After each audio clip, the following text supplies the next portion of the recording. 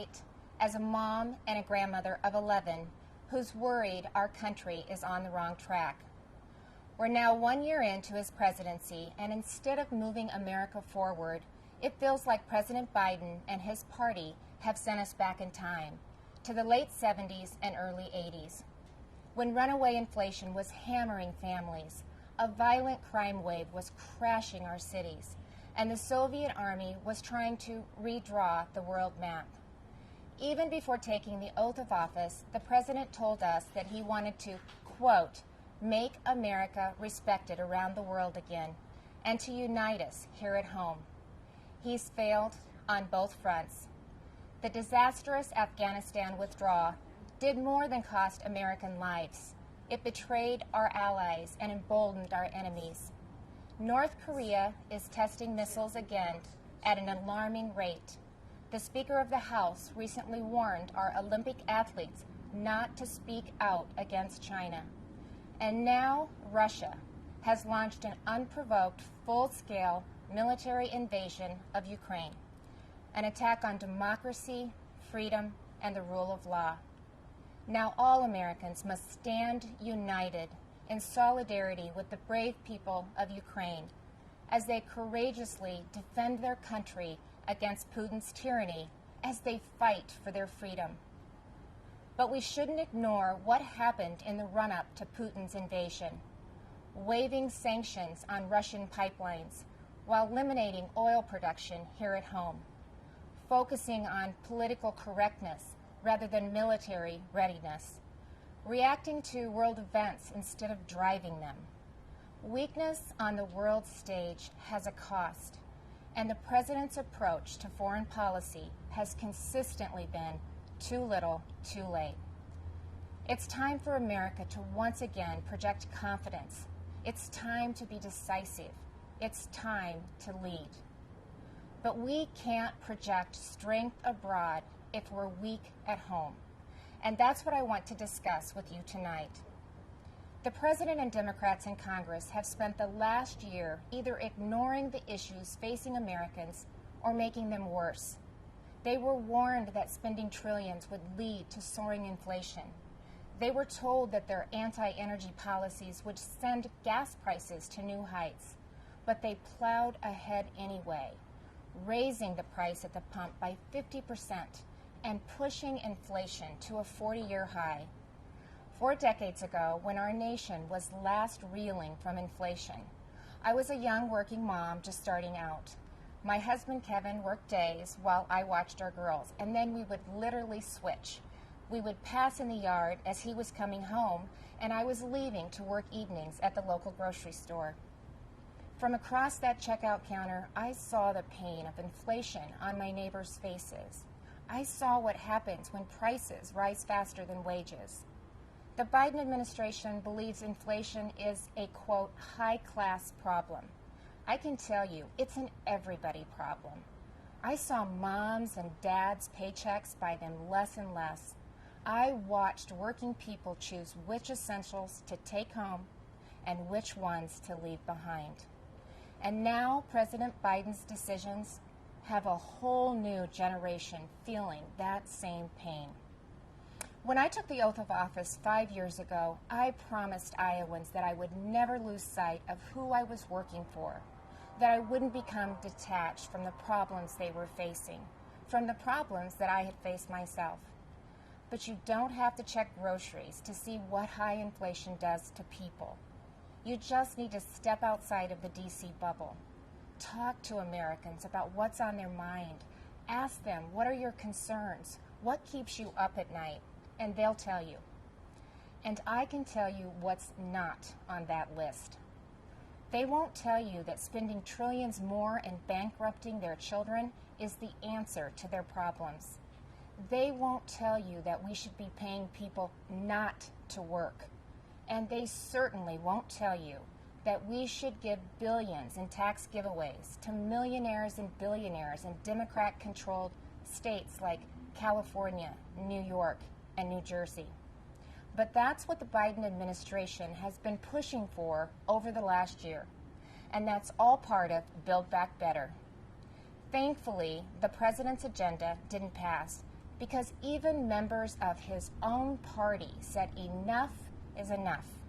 Well, the American people share that view. Enough is enough. And it's not just with D.C. spending. Americans are tired of a political class trying to remake this country into a place where an elite few tell everyone else what they can and cannot say, what they can and cannot believe. They're tired of people pretending the way to end racism is by categorizing everybody by their race. They're tired of politicians who tell parents they should sit down, be silent, and let government control their kids' education and future. Frankly, they are tired of the theater, where politicians do one thing when the cameras are rolling and another when they believe you can't see them. Where governors and mayors enforce mandates but don't follow them. Where elected leaders tell their citizens to stay home while they sneak off to Florida for sun and fun. Where they demand that your child wear a mask, but they go maskless. So you've heard the excuses. They were just holding their breath. But it's the American people who are waiting to exhale, waiting for the insanity to stop. We now live in a country where violent crime is out of control. Liberal prosecutors are letting criminals off easy, and many prominent Democrats still want to defund the police. You know, it seems like everything is backwards. The Biden administration requires vaccines for Americans who want to go to work or protect this country, but not for migrants who illegally cross the border. The Department of Justice treats parents like domestic terrorists, but looters and shoplifters roam free. The American people are left to feel like they're the enemy. This is not the same country it was a year ago. The president tried to paint a different picture tonight, but his actions over the last 12 months don't match the rhetoric. It's not what he promised when he took office. But it doesn't have to be that way. There is an alternative. Across the nation, Republican governors and legislators are showing Americans what conservative leadership looks like, what it means to respect the people we serve, to hear them out, to stand up for them and walk alongside them.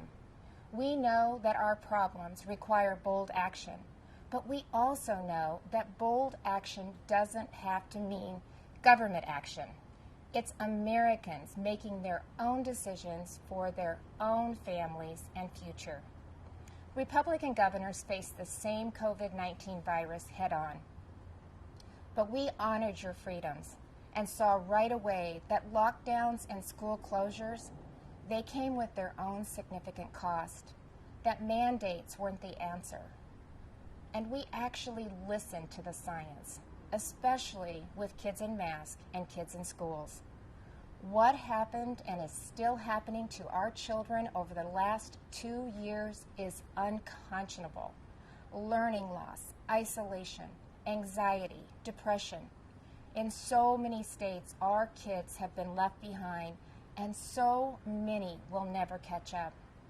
That's why Iowa was the first state in the nation to require that schools open their doors. I was attacked by the left, I was attacked by the media, but it wasn't a hard choice. It was the right choice. And keeping schools open is only the start of the pro-parent, pro-family revolution that Republicans are leading in Iowa and states across this country. Republicans believe that parents matter.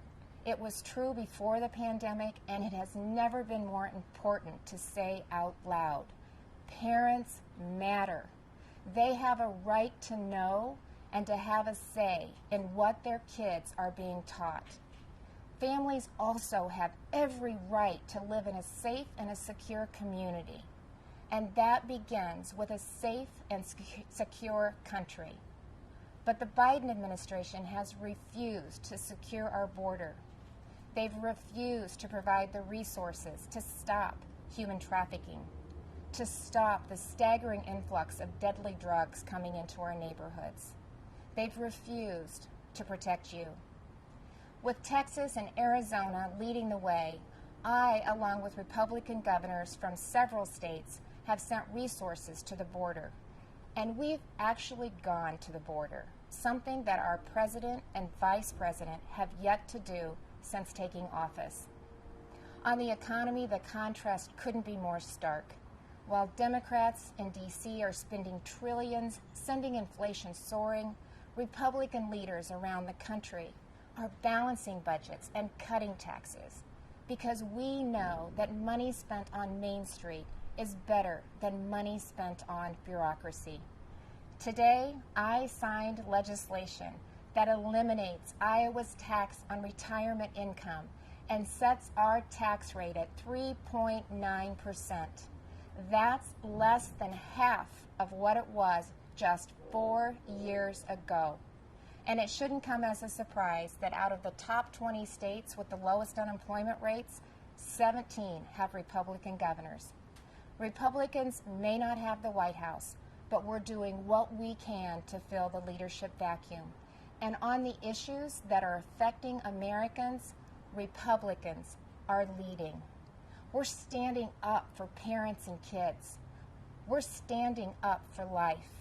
We're keeping our communities safe and thanking those in uniform. We're fighting to restore America's energy independence, and that includes biofuels. We're getting people back to work, not paying them to stay home. Most of all, we're respecting your freedom. Behind me stands Iowa's Capitol, where we display our state motto, our liberties we prize and our rights we will maintain. And those aren't just empty words. It's a belief that the greatness of this state and this country lies in our people, not government. You shouldn't have to wake up every morning and worry about the next thing the government is going to do to you, your business, or your children. If we as elected leaders are doing our job, then the government is working well, but operating in the background. It's supporting the ingenuity and spirit of our people, not drowning them out. It's keeping them safe, not restricting their freedom.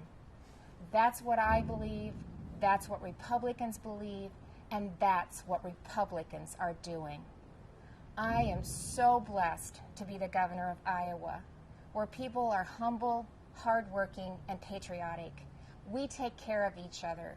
And yes, we are, as they say, Iowa nice. But you don't have to be from Iowa to see that those are the values of America at its best. All of America. Over the last few years, I've put my faith in Iowans, and they haven't let me down. I encourage this president to do the same, to put his faith in you, the American people, who have never wavered in your belief in this country, regardless of who leads it. Because you know, you've shown that the soul of America isn't about who lives in the White House. It's men and women like you in every corner of this nation who are willing to step up and take responsibility for your communities, for your neighbors, and ultimately for yourselves. By that most important measure at least, the state of our union is indeed strong. Thank you, God bless you, and God bless the United States of America.